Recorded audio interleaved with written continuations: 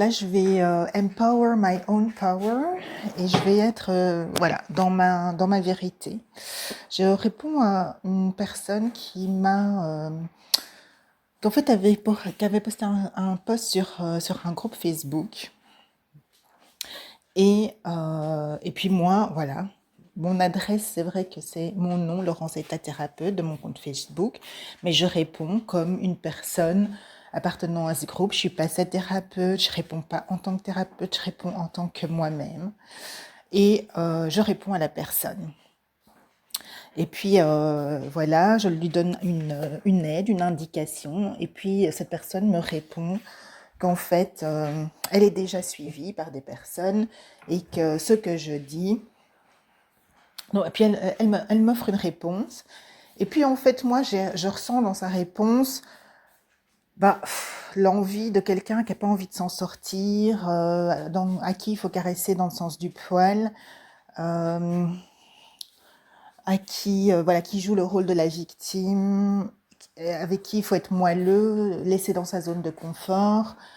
Euh, voilà, donc j'ai exprimé par un post ce sentiment que, ouais, qu'est-ce que je peux dire, quoi. Donc j'étais vraiment, j'avais pas envie de rentrer dans du perso, j'avais pas envie de rentrer dans réveille-toi, j'avais pas envie de rentrer dans ce genre de truc parce que je suis pas sa thérapeute, mais je suis quelqu'un qui lit, qui a une connaissance des choses, voilà, qui a travaillé sur elle-même et je vois juste le truc et j'ai pas de réponse, donc j'écris ouais. Et comme réponse, je reçois une attaque. Et c'est pour ça que je réagis parce que euh, c'est pas la première fois que des personnes, que ce soit moi-même ou d'autres personnes, on donne un point de vue judicieux ou même sur base de rien, parce qu'on est thérapeute, on se fait attaquer. Et surtout parce que je dirais, on est thérapeute. Comment dire, ah oui, on n'est pas psy, les personnes considèrent qu'on n'a pas fait 5 ans d'études, les personnes considèrent qu'on n'est pas médecin, donc on vaut moins, d'accord? À leurs yeux, c'est moins, alors que franchement, moi je vois dans mon cabinet des personnes qui ont été 1 an, 2 ans, 3 ans, 10 ans chez tous ces gens avec des diplômes et qui ressortent en désespoir, qui ressortent avec des réponses genre ben écoute, t'auras ton problème toute ta vie, quoi, faut que tu t'habitues à ton problème, ou avec des douleurs, des mots qui sont toujours là, qui sont inexpliqués, qui sont malgré 13 ans d'études. Voilà, on les laisse avec leurs douleurs, on leur donne pas une explication de pourquoi. Mais bon, comme il y a 5 ans d'études et comme il y a 13 ans d'études, alors on peut rien dire. Ces gens-là détiennent la vérité. D'abord, dans chaque monde, dans chaque microcosme, il y a une représentation du macrocosme. Donc, dans toutes les professions, dans tous les petits mondes, il y a une représentation de tout. C'est-à-dire que on peut avoir des bons éléments, des moins bons éléments, des excellents éléments, des éléments super nuls, des éléments dangereux. Et ça, c'est dans toutes les catégories, de toutes les professions, dans toutes les catégories de personnes. Le microcosme, dans un microcosme se trouve une représentation du macrocosme. Donc voilà, il y a plein de nuances. Il faut ce serait bien de sortir du monde binaire. Ce serait bien d'arrêter de penser en binaire. Oh, celui-là il est gentil. Ah ben donc du coup celui-là il est nul. Il est pas gentil. Ah celui-là il est gentil. C'est un petit peu une réflexion de maternelle, ça, non? Euh, Donc sortir du monde binaire. Deuxièmement, je disais que, en fait, j'avais été insultée puisque la personne m'a dit a porté un jugement sur moi en disant avec juste une onomatopée. Donc je n'ai dit qu'une onomatopée et cette onomatopée, eh ben, elle l'a pris comme dans le sens qui lui convenait, forcément, dans le sens qui lui convenait, et donc elle a porté un jugement sur ma personne en disant que je n'étais pas une thérapeute sympathique et que heureusement, elle était accompagnée de thérapeutes sympathiques. C'est un petit peu pour ça que parce qu'en fait, je me suis rendu compte que j'avais été insultée. Alors moi, je suis gentille à la base, donc je me dis, oui, c'est une réaction, elle s'est sentie, enfin, je veux dire, elle s'est pas bien sentie, etc. Mais en fin de compte, non, elle m'a insultée, la nana. Donc elle m'a insultée, elle a porté un jugement sur moi sans me connaître. Donc c'est la personne qui a pas été sur mon profil, qui a pas été sur mon site internet, qui ne m'a jamais adressé la parole, qui ne m'a jamais rencontré, qui écrit en anonyme et qui dégueule sur moi, qui porte un jugement sur moi pour ternir ma réputation, sans me connaître. Tout simplement pourquoi. Et c'est ça que je vais vous expliquer, c'est pourquoi c'est intéressant que je revienne et que je fasse une petite vidéo là-dessus, parce que quelque part, c'est une posture assez classique de la victime qui se sent un peu repoussée dans ses retranchements et qui a senti que je remettais en question par une seule onomatopée sa posture dans sa zone de confort, qui est de rester avec ses thérapeutes qui ne la font pas bouger. Chez qui elle va probablement rester pendant pas mal d'années. Et, euh, et c'est ça. Donc je vais expliquer un petit peu ce qui se passe. Ce sont des outils de coaching, comment dire, voilà, que je peux lire au travers de cette situation. Primo, ce qui est intéressant dans la vie, et ça ce sont vraiment des aides que les gens peuvent utiliser au quotidien, en fait. Quand on a une réaction, et c'est ça, je peux même me l'appliquer à moi-même. En fait, ma première réaction, ça avait été de, d'apaiser, d'apaiser, d'apaiser la situation, parce qu'en fait, quelque part, je ne suis pas pour étaler la marchandise sur les réseaux et que j'aime bien discuter avec les personnes en direct, mais comme elle est anonyme, cette personne, je peux pas vraiment discuter avec elle. Et j'ai pas envie d'étaler mon point de vue à son propos sur un groupe Facebook. Et donc, je ne sais pas la joindre. Et donc, ma perspective, c'est que quand il y a quelque chose qui te dérange chez une autre personne, donc mon onomatopée t'a forcément bousculé, dérangé, puisque tu m'as répondu, prends ça comme quelque chose d'intéressant et demande-toi, mais qu'est-ce que ça vient agiter chez moi? Qu'est-ce que ça vient agiter chez moi?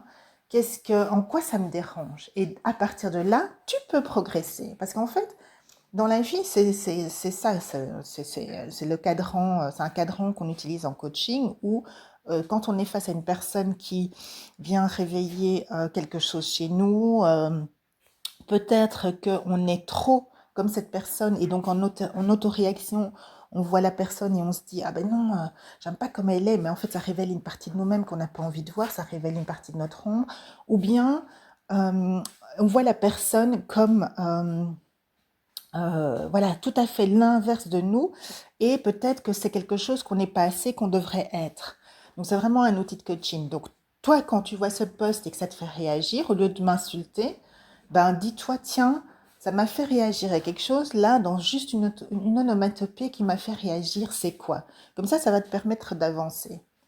Moi aussi, ça m'a fait tiquer. C'est pour ça que j'en fais une vidéo. Je me suis dit, ben mince, ma première réaction, ça avait été d'être la gentille petite fille, là, qui va pas trop bousculer la personne, euh, comment dire, qui, voilà, je suis pas cette thérapeute, et même en tant qu'être humain, je vais pas la sortir de sa zone de confort. En fait, on est très milieu sur ce groupe. On parle de bienveillance, mais en fait, qu'est-ce qu'être bienveillant? À laisser quelqu'un dans ses problèmes et pas à lui donner un coup de boost, un coup de réveil, hein, c'est ça aussi, hein, voilà. Hein, on voit beaucoup de personnes jouent le rôle de la victimisation, alors que parfois, de temps en temps, il faut être réveillé, parce que si on est tout le temps en train de te caresser dans le sens du poil, tu risques pas de vivre ta transformation. Et je vous ai dit, moi, je suis dans un shift, dans un changement. Là, ça fait 2 semaines presque que je suis un sommet. Et vraiment, il y a des choses qui sont en train de bouger en moi. Et peut-être que je me réajusterai. Mais en tout cas, je pars de cette posture où je suis dans un vrai shift. Et oui, en fait, je suis en train de redevenir ou de récupérer la personne que je suis. Et moi, je suis d'un tempérament de feu. Et donc, voilà, il faut que ça avance, il faut que ça transforme, il faut que ça bouge. Et c'est ça aussi, en fait. Cette personne, elle a senti mon énergie avec une onomatopée. Elle a senti mon énergie. Et c'est très bien. Tu ne dois pas venir chez moi en tant que patiente ou cliente. Tu ne dois pas nécessairement me choisir comme thérapeute. D'ailleurs, j'ai même pas écrit pour que tu sois ma cliente. Euh, j'ai qu'une adresse Facebook, j'en ai pas 36 000. Donc, je t'ai rien demandé. Moi, je t'ai pas demandé d'être ma cliente. Moi, je t'envoie un truc pour t'aider au départ. Le départ, c'était ça, en fait. Je lui ai envoyé un truc pour l'aider où je lui ai dit quelques vérités. Enfin, je lui ai dit des pistes pour continuer sa progression. Et tu m'insultes. Donc, c'est ça, en fait. Tu as été en réaction par rapport à l'énergie que je dégage. Et quelle est l'énergie que je dégage? L'énergie que je dégage, et c'est ça que j'essaye enfin, c'est pour ça, je pense que les gens viennent chez moi ou viennent chez moi et après viennent plus parce que je suis vraiment pour la transformation. Et même dans mon travail, peut-être que j'ai été un peu trop mielleuse aussi et ça va changer parce que je vais m'uplifter, je vais m'upgrader et je vais être vraiment dans ce mouvement de la transformation. Pourquoi est-ce que je veux être dans un mouvement de la transformation? Parce que, c'est ma nature, donc je vais me rapprocher de qui je suis, je vais me rapprocher de ma nature, je vais me rapprocher de ce que j'ai à offrir. Je ne vais pas offrir quelque chose qui me représente pas, je ne vais pas copier quelque chose qui ne me représente pas, donc je vais être vraiment plus proche, me rapprocher encore davantage de ma nature pour t'offrir le meilleur de moi-même, en fait. Et oui, on est tous différents, et donc mon énergie à moi, c'est une énergie euh, de te transformer, c'est une énergie de ne pas perdre de temps, c'est une énergie qui colle avec ce qu'on est en train de vivre maintenant énergétiquement. On est dans un shift. On est dans un shift où les astrologues, numérologues, channelers t'expliquent qu'on est dans un shift. On est vraiment dans un mouvement. La planète Terre, elle est en train de shifter. Les énergies de la planète, ça se calcule sur des machines. Non, on n'est pas des charlatans. Il y a des éléments qui prouvent qu'on est dans un shift. On est dans une transformation, on est dans un changement de vibration. Et au niveau de l'espace-temps, oui, la physique quantique existe. Au niveau de l'espace-temps, il y a aussi une transformation et les choses, elles vont beaucoup plus vite. J'observe depuis plusieurs années qu'on n'a pas le temps de faire une psychanalyse de 25 ans. Non. Pourquoi est-ce qu'il y a plein de thérapeutes qui sont en thérapie alternative qui sont beaucoup plus profondes, beaucoup plus transformatrices et beaucoup plus rapides? C'est parce qu'on est dans ce mouvement. Et alors, il y a des gens qui vont embarquer dans le train, qui vont monter, qui vont comprendre que voilà, il y a quelque chose à faire et c'est dans leur intérêt. C'est dans leur intérêt de se transformer, c'est pour vivre une vie qui est plus en accord avec la vie qu'ils sont venus vivre sur Terre. Et puis, il y en a qui vont rester sur le quai de la gare. Et c'est comme ça, et c'est OK. Mais ça ne vaut pas la peine d'insulter les personnes. Donc, ça, c'est une chose que je voulais dire. Et oui, l'énergie, c'est important. C'est important pour les deux parties. C'est important que la personne qui veut se transformer choisisse quelqu'un qui corresponde à son énergie. C'est à l'énergie de vers où il veut aller. C'est important que le thérapeute fasse un travail de posture pour aussi vendre et proposer à sa clientèle quelque chose où il a envie d'emmener sa clientèle. Si on est dans une énergie de statu quo, d'inertie, quel est l'intérêt? Oui, parfois, qu'est-ce qu'on va aller? On va aller se plaindre, mais après 10 fois ou 3 fois quand tu t'es plaint, d'ailleurs j'avais un prof de coaching qui disait toujours, ah oui, avec mes amis, ils peuvent venir se plaindre une fois, deux fois. La troisième fois, je lui dis, écoute, tu m'as déjà expliqué ton problème une fois, deux fois, mais la troisième fois, là, c'est la dernière. Et si tu veux pas de mon aide, c'est bon. J'ai compris que tu avais un problème, mais si tu veux pas de mon aide, je peux rien faire pour toi. Donc, cherche une autre épaule sur laquelle pleurer, mais pas sur la mienne. Voilà. Donc, c'est un peu ça, quoi. Euh,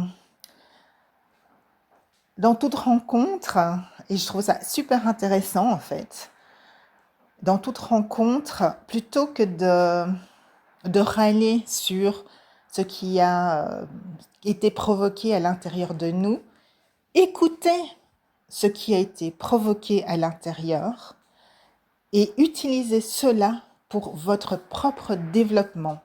Mettez votre énergie sur vous pour vous faire progresser plutôt que de mettre votre énergie sur l'extérieur en faisant des généralisations, en faisant voilà, en mettant tout le monde dans le même pot. Ça, c'est aussi très à la mode pour l'instant. C'est alors tous les thérapeutes alternatifs, ce sont des charlatans parce que ils n'ont pas fait 6 ans d'études.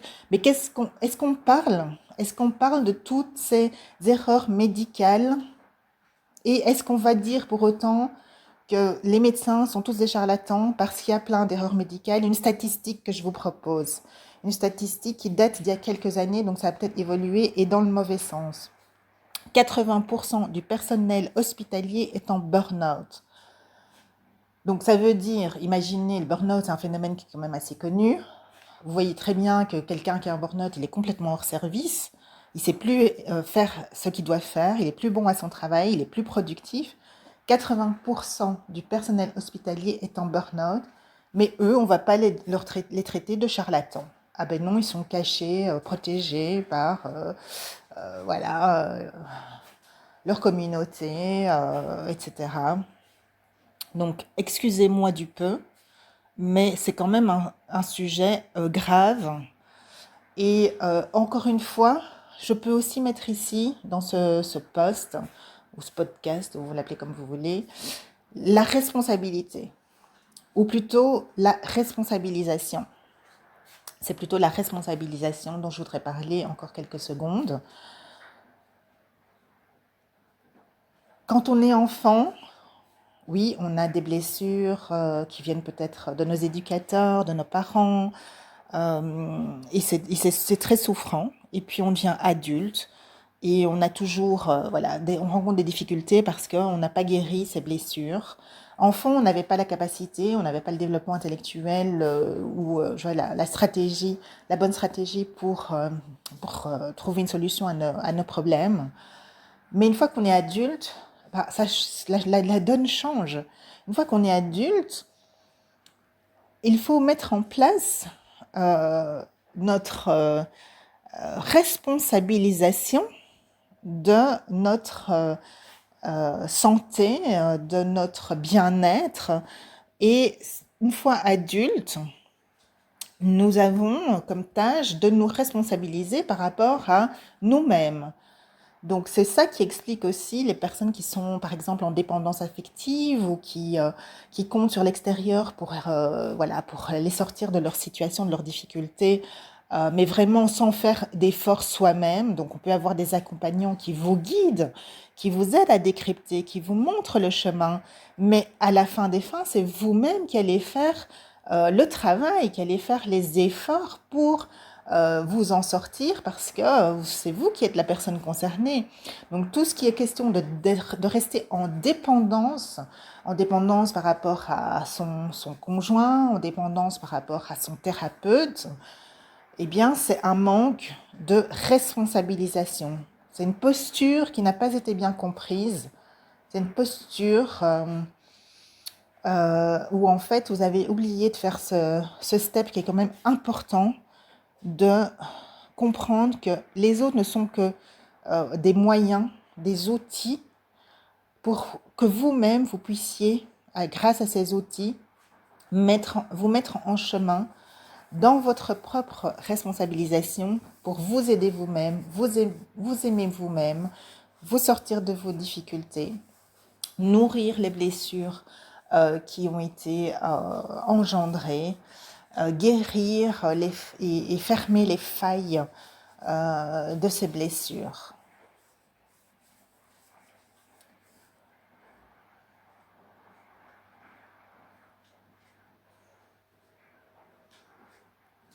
Donc voilà, c'était un petit peu chaud, mais je pense que j'ai tellement vu de personnes se plaindre J'ai tellement vu dans ces posts ce côté victimaire, mais surtout ce que je trouve triste, c'est que les quelques personnes qui osent dire, ben, réveille-toi, elles sont toujours jugées vraiment négativement, elles ne sont pas mises en avant, que je pense qu'il y a plein de personnes qui aimeraient dire quelque chose et qui s'empêchent de le dire. Euh, Et c'est énergivore, en fait, c'est énergivore. D'ailleurs, j'ai pas plus tard qu'hier, j'étais en train de me dire, mais en fait, j'ai pas envie de voir cette victimisation. Malheureusement, ça apparaît dans mon post, et bon, j'utilise ma page professionnellement, donc j'ai ces posts, et je me suis dit, bah, ça arrive comme ça tout le temps dans mon fil d'actu. Et je ne sais pas pourquoi ça arrive en première position. Peut-être que ça arrive en première position parce que il était temps que je fasse ce podcast. Et voilà. C'est peut-être la raison pour laquelle ça arrivait en première position, pour me faire réagir et moi aussi ne pas rester dans le mièvre.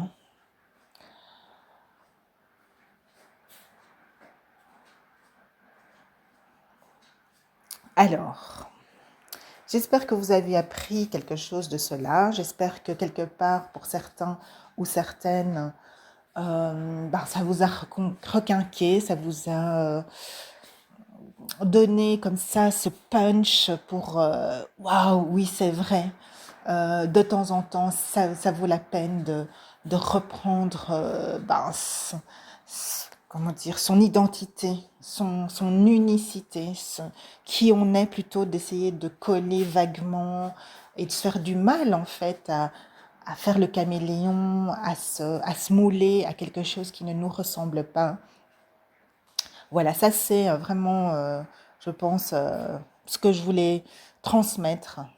Gardez votre unicité, récupérez votre unicité, récupérez votre essentialité, récupérez l'être qui vous êtes et fonctionnez à partir de celui-là.